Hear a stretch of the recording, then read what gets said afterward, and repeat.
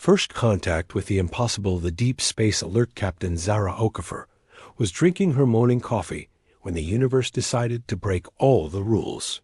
The exploration vessel Starbound Pioneer had been mapping the Zarian sector for 3 months, cataloging dead worlds and empty space.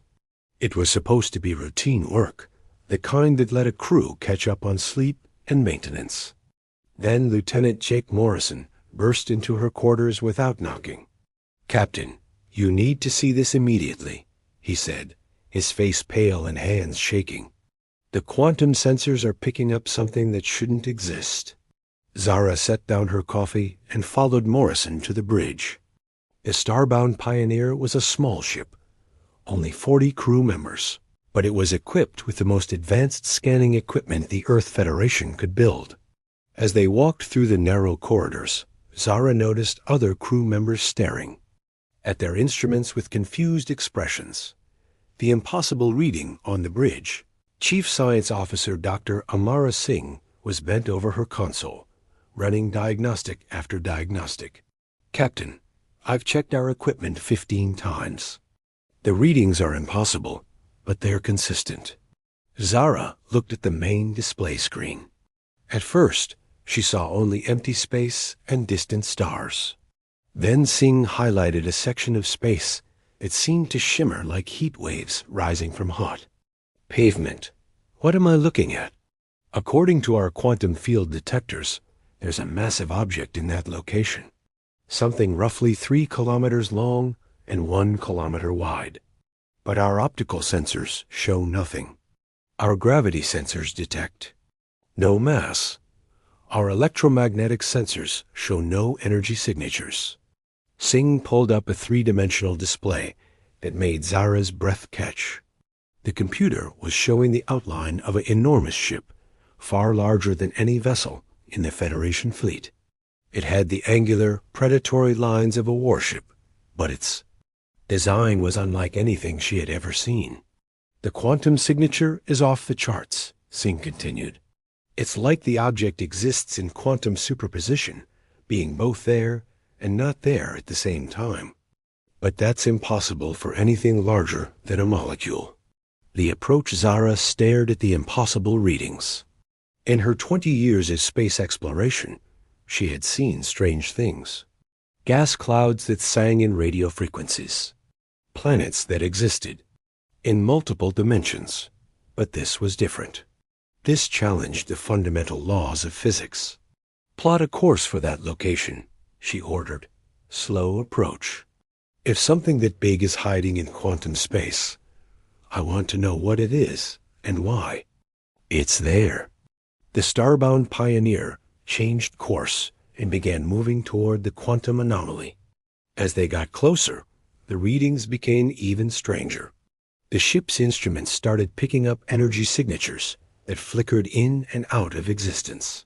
Sometimes, the scanners detected massive power sources. Sometimes, nothing at all. "Captain," Morrison called from his station, "I'm detecting temporal distortions around the object. Time is flowing differently in that area of space." Dr. Singh looked up from her console with wide eyes.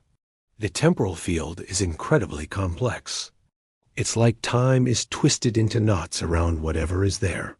Our chronometers are showing different times, depending on which direction we point them." The revelation as the Starbound Pioneer reached the edge of the temporal field, something extraordinary happened. The empty space in front of them began to ripple like water. Then slowly, a massive ship began to materialize.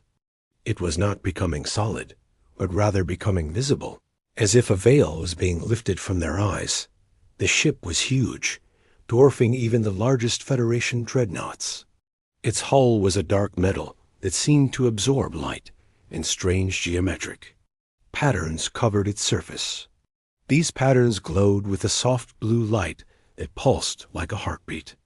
The ship's design was clearly human, but it was unlike any human vessel Zara had ever seen. "My God," Singh whispered. "It's beautiful and terrifying at the same time." The ship hung in space before them, partially transparent, existing in multiple states simultaneously. Zara could see through parts of the hull to the interior, where she glimpsed corridors and chambers that seemed to extend infinitely. The ship appeared to be larger on the inside than on the outside, defying geometry itself. "Are there any life signs?" Zara asked. Singh worked at her console, frowning. "I'm detecting something, but it's not normal life signs. It's like the ship itself is alive, or there are beings aboard who exist in a state I can't classify. They're not quite alive, not quite dead, not quite energy, not quite matter." First contact before Zara could respond. Every screen on the bridge flickered and went dark. Then, slowly, text began appearing on the main display.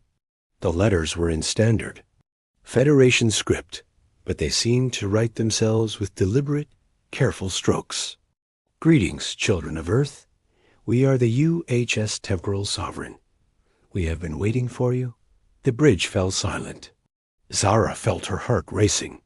UHS stood for United Human Ship, the designation used by vessels from the old Earth colonies.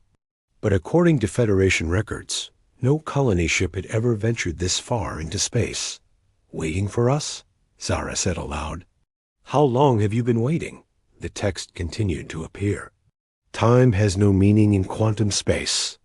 We have been here for centuries and moments, for eternities and instants. We are the ship that humanity built when it faced its greatest threat. We are the weapon that broke the laws of physics to save our species." Dr. Singh's voice was barely a whisper. "Captain, the quantum readings are increasing.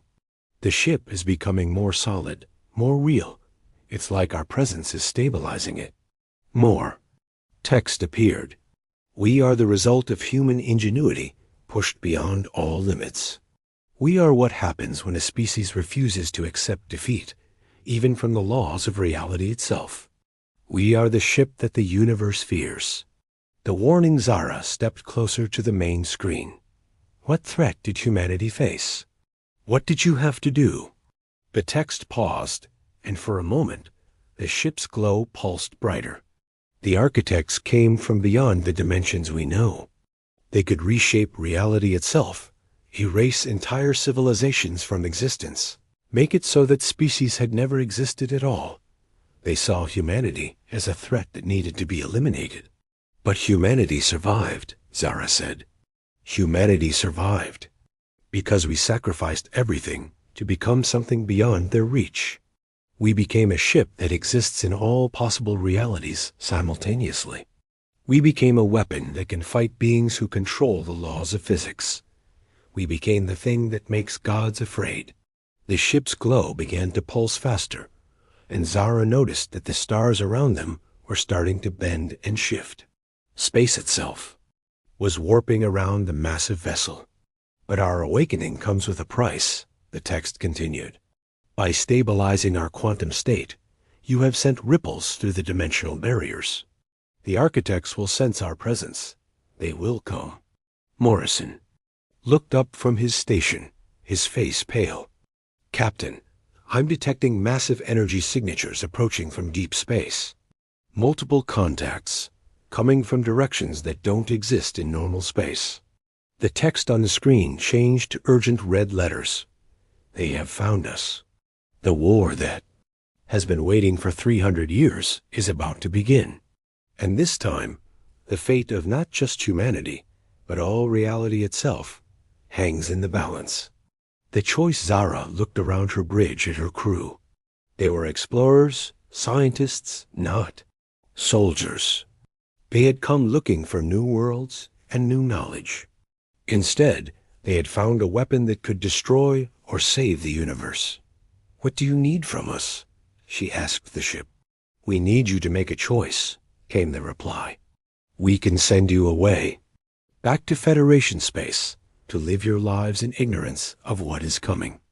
Or you can help us prepare for a war that will be fought across time and space itself.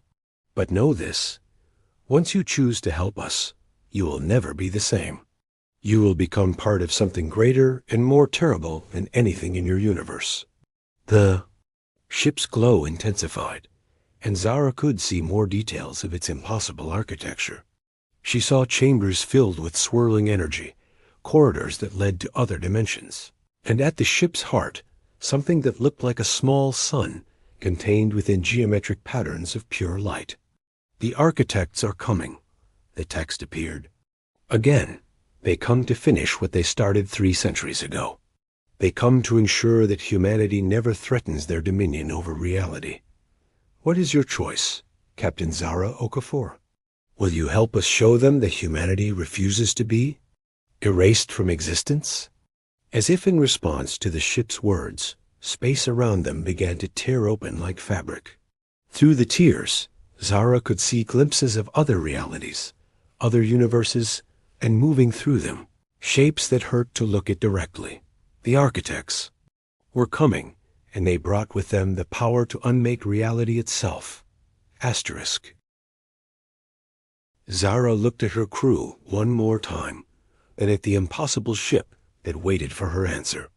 The choice that would determine not just their fate, but the fate of every human who had ever lived or ever would live. The universe held its breath and waited for her decision. Asterisk. Humanity's greatest weapon awakens. Decision. Captain Zara Okafor looked at the tears in space growing larger around them, at the impossible ship waiting for her answer, and at her crew who trusted her to make the right choice. The Federation had trained her to explore and discover, not to make decisions that could affect all of reality. But sometimes the universe demands more from ordinary people than they think they can give. "We'll help you," she said, her voice steady, despite the fear in her heart. "Tell us what we need to do." The text on the screen changed immediately. "Thank you, Captain. Board your shuttle and come to our docking bay. Your ship will be safe in our quantum field. But once you step aboard the Temporal Sovereign, you will see truths that will change you forever." Dr. Singh looked up from her instruments, her face filled with wonder and terror.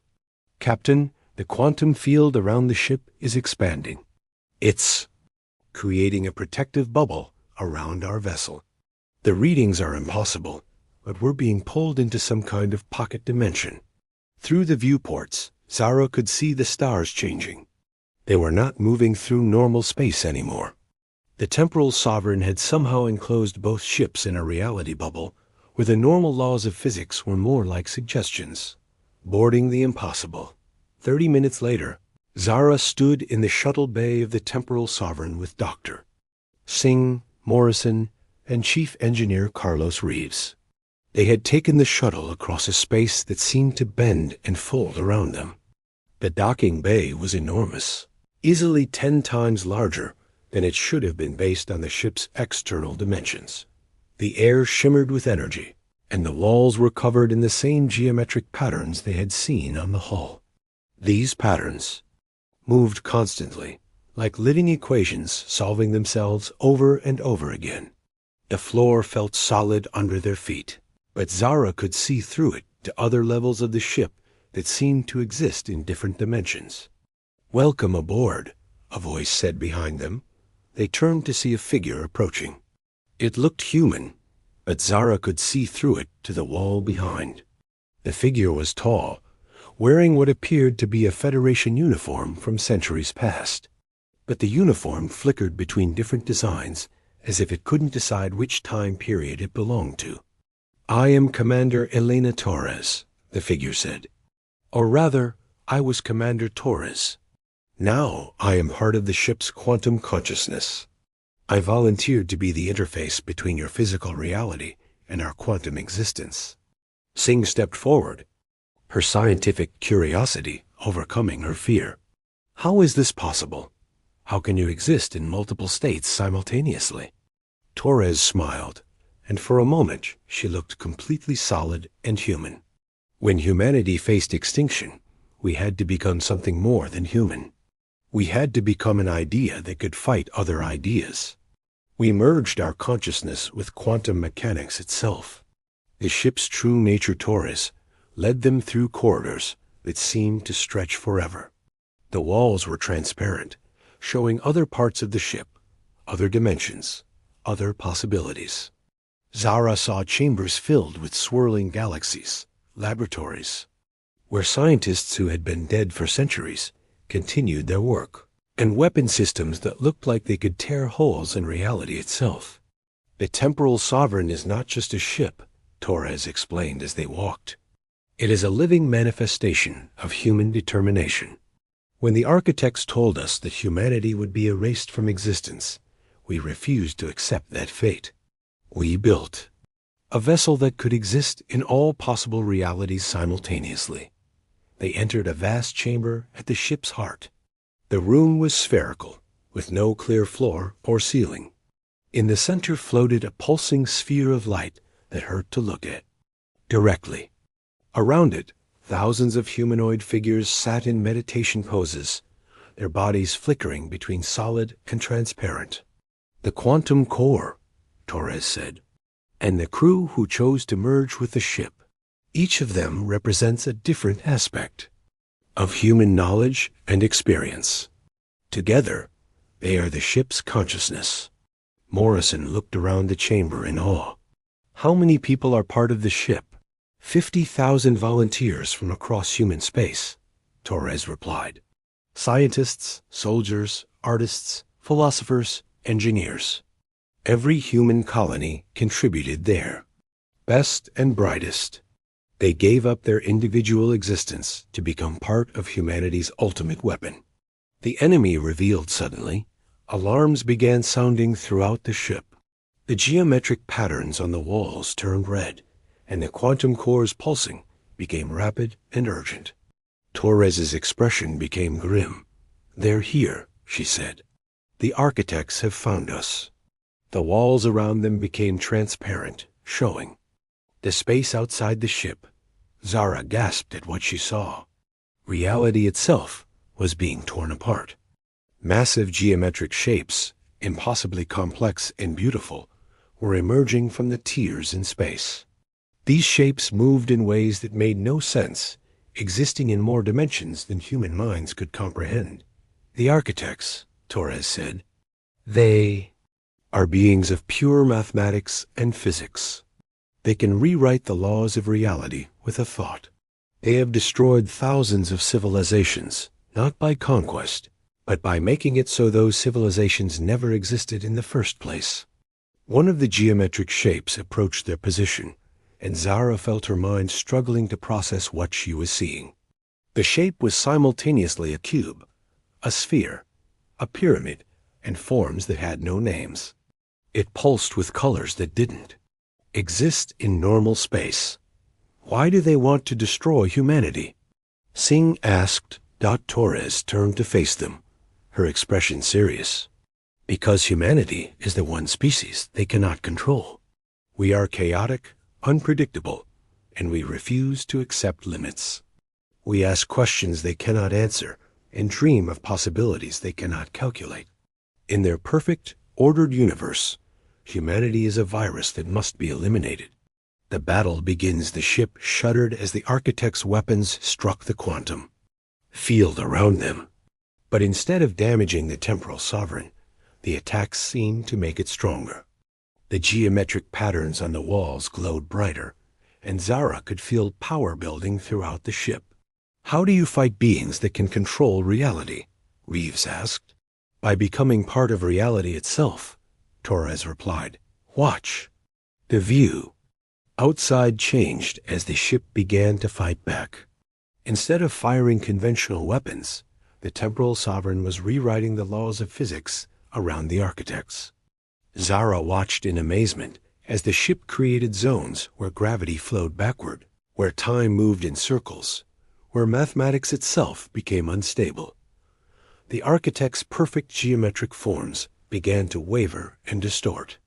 Their weapons, which could erase entire planets from existence, became ineffective against a target that existed in all possible realities simultaneously. The ship is using humanity's greatest strength, Torres explained, our ability to adapt and improvise. Architects think in perfect order and logic, but humans think in chaos and creativity.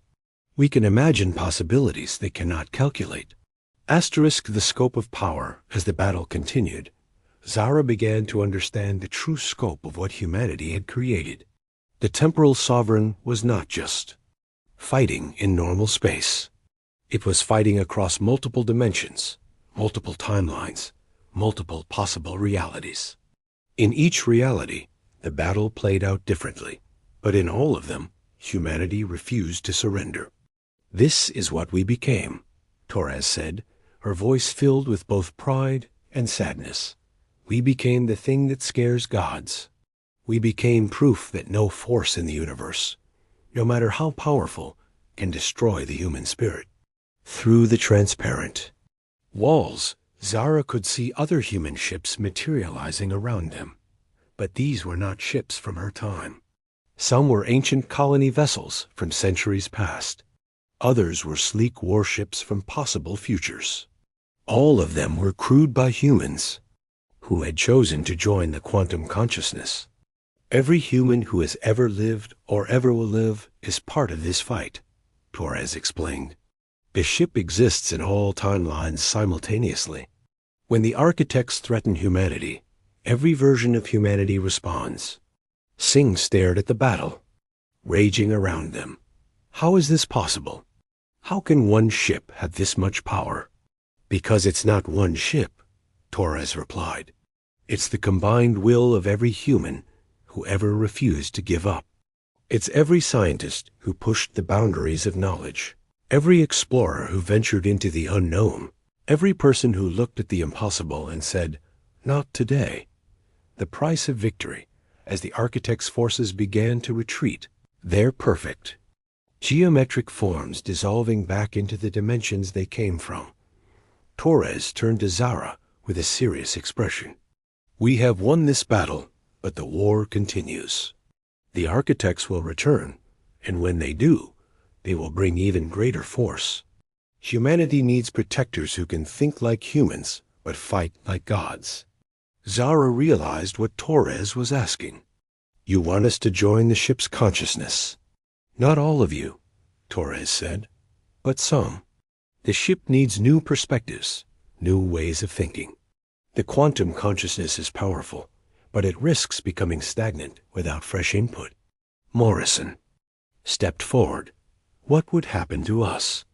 Would we still be ourselves?" "You would become more than yourselves," Torres replied. "You would retain your memories, your personality, your humanity. But you would also become part of something greater. You would help protect not just your own timeline, but all possible timelines where humanity exists." The new reality Zara looked at her crew, seeing the weight of the decision in their faces. They had come into space to explore and discover. Now they were being asked to become guardians of reality itself. "What about our ship? Our crew back on the Pioneer?" she asked. "They will be safe," Torres assured her. "The ship can send them back to Federation space with their memories intact. They will report that you discovered an ancient derelict ship and that you chose to stay behind to study it. They will never know the truth unless they need to." The quantum core's pulsing began to slow, and the red patterns on the walls faded back to blue. The immediate threat was over, but Zara could sense that this was just the beginning. Somewhere in the vast spaces between dimensions, the architects were regrouping, planning their next attack on the species that dared to defy the order of the universe. "I need time to think," Zara said. "Time is something we have plenty of," Torres replied with a smile. "In quantum space, you can take as long as you need. But remember, Captain, humanity's survival may depend on the choices made by ordinary people who are asked to do extraordinary things." As they walked back through the impossible corridors of the temporal sovereign, Zara realized that their discovery had changed everything. Humanity was not alone in the universe, but neither were they helpless. They had created something that could stand against forces that controlled reality itself. The question now was whether she and her crew were ready to become part of humanity's greatest weapon, to join the eternal watch against the darkness that threatened all existence.